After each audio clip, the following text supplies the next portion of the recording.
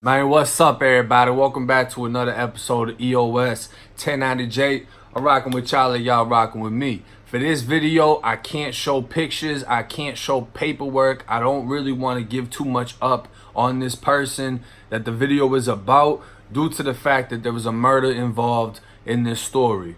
Now, I've mentioned this in a couple of other videos. When I first went to Appalachia, I had a CO telling me that I would die every single shift that he worked. He would come up to my door, "Oh, you're a white blood, because, he saw my tattoos, this and that. And he would just tell me that when I get out on the yard, the Bloods are going to kill me. When I get put in the dorm, they're going to kill me. Whatever it is, I would hear it every single day that he worked. I'm going to die. I'm going to die." Now, I wanted to say something back, don't get me wrong, but this was the type of CO that you really didn't want to have a problem with. This is somebody that would put charges on you, that would abuse you, cuff you up, beat you down. He would do a lot of dirty things and play a lot of dirty games, but this is also a CO that would turn a blind eye and let you get stabbed. So this is a dangerous person to be having an issue with, and off rip, he hated me. The second he met me, he hated me. When I met the person that I'm talking about, who was an American Nazi, we were in the same dorm, so of course at some point in time we spoke. He did tattoos. It got to a point where we actually became pretty cool. We used to, hang out in the cell, and we would speak on a lot of different things. I was always open to hearing someone's beliefs. I would never disregard your beliefs just because they didn't align with mine. I was open to hearing your perspective as long as you weren't trying to force beliefs on me.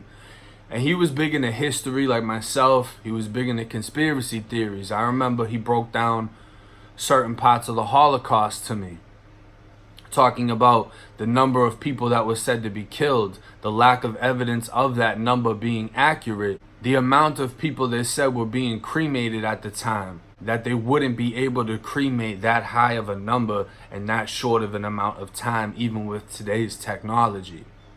I remember we would hang out. We would all watch The Walking Dead around this time with the zombies and all that. Somebody asked him, hey, if this happened and we had zombies running around Florida, who would you want to be in your crew if you could only pick two people? He picked one of his brothers that had like 1 or 2 murders, and he picked me.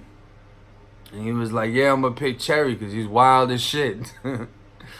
But I mean, he was a cool dude. I remember we were sitting down. He told me his daughter's a Crip on the street. A white Crip. His daughter. I thought that was hilarious.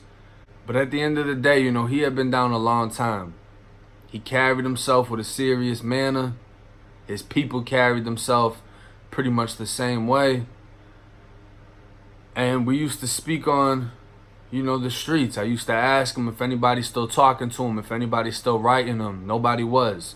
He hadn't heard from anybody in years. He hadn't had a visitation his whole prison bid. But he used to call me his nephew. And it's crazy because he was actually the one that introduced me to the same CO that was telling me I was going to die every single day. I asked him if he knew the CO. He said, yeah, I know him. He's a good guy. And it kind of caught me by surprise. But then again, it made sense because a lot of these dirty COs would affiliate themselves with the white inmates that were more or less affiliated with white supremacy and things of that nature. I obviously never experienced love from COs because of my affiliation, unless the COs were black or Spanish and down with the cause. So when he said he's a good dude, I brought up everything from confinement, how he was telling me I was going to get killed, this and that. So he's like, yeah, we'll talk to him. We'll go talk to him at Chow. So I'm thinking, this is going to be funny, right? Because it's not that I'm walking up to this CO with my people. I'm walking up to this CO with an American Nazi.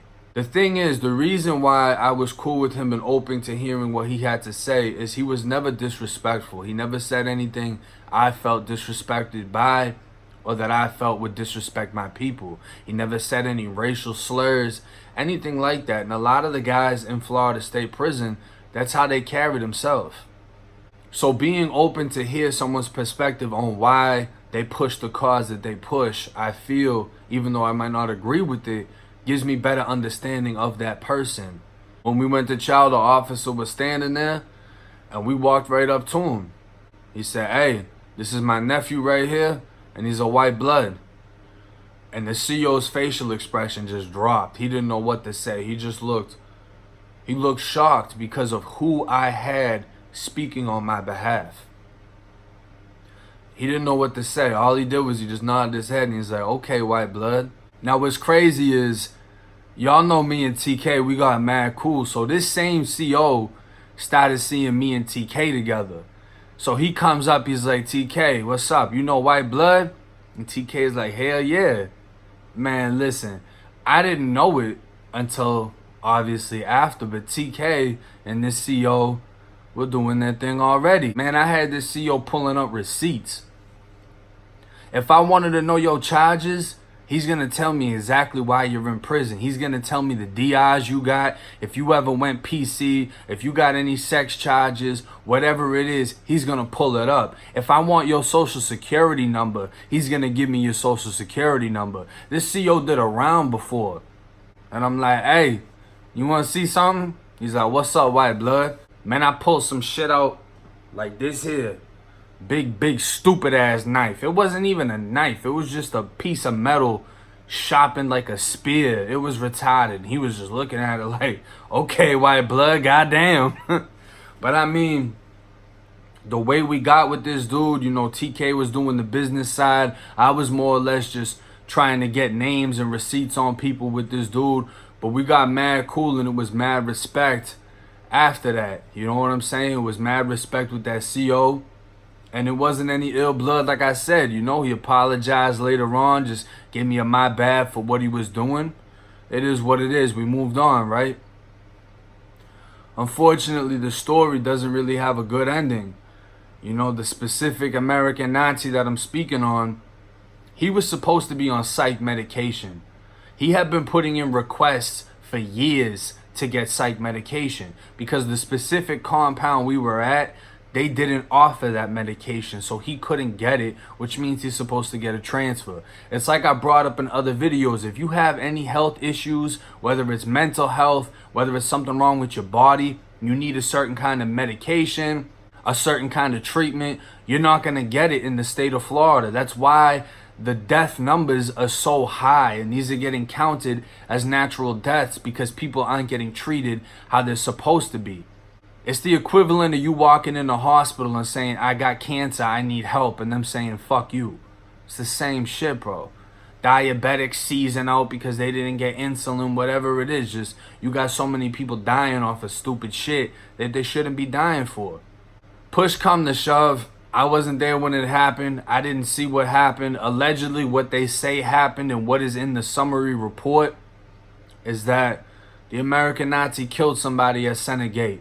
Now, this happened early in the morning during call-outs. Morning call-outs, that's when everyone leaves the dorms. You go up to the main Senate Gate. That's where the work squads go to work. That's where school goes to school. So you got COs, classification, nurses, everybody's up here, right? Allegedly, what they said happened was the American Nazi pulled a knife out, stuck it in somebody's neck, twisted it, pulled it out. The CEO started screaming at him, dropped the knife. He dropped the knife, put his hands up, and said, I did what I had to do before he laid down. They said he killed him in front of everybody.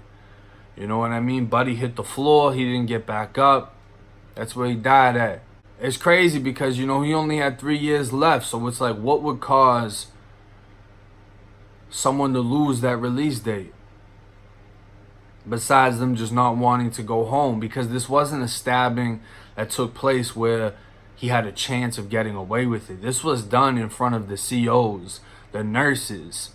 The main nurse that was there ran away the second it happened. She ran away screaming. She quit her job that day, gone.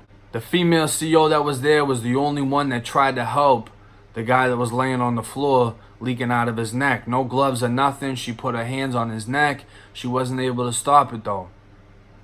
And I mean, this was one of the nicest CEOs I've ever met in my life. This lady here, she genuinely cared about people. I remember when she said, Cherry, what are you doing when you go home? I said, I don't even have a home to go to. I don't know what I'm going to do. She offered on the low, you know, because there's a law that if you work in the Florida Department of Corrections, you can't have contact with an inmate that's been released for after a year from their release. But she was saying to me, you know, if you really have nowhere to go, I can try to, you know, find a way and see if I can set you up to either stay with me or a friend of mine. I mean, that's how she was just, she had a golden heart. Like, she really looked out for people and helped people. And nobody disrespected her because everybody, the inmates, would stand up for her. She was the only one that tried to help this guy. The other CO, he wouldn't touch him. He started putting everybody else in the cage. Everybody just pretty much watched him leak out. And I mean, I'm assuming that if this is what happened and that's actually how it played out, that the psych medication must have had an effect on him. Not having the medication that he needed, having a chemical imbalance in his head where he needs to have this in order to function like a normal person, or else he will lash out.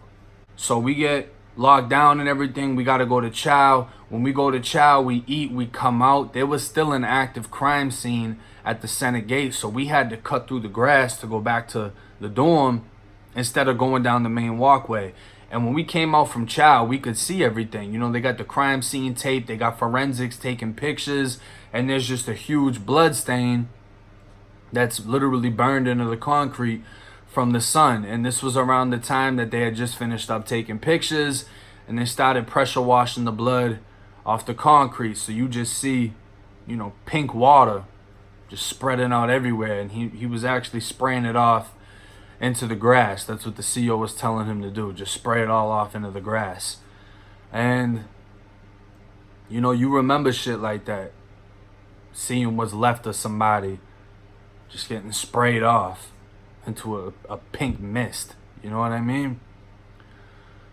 But basically what they did is they rounded up everybody that was a part of the Unforgiven. TK was actually included in that roundup. All of them were put under investigation for murder, and everybody was shipped to a different prison. And that was the last time I saw TK.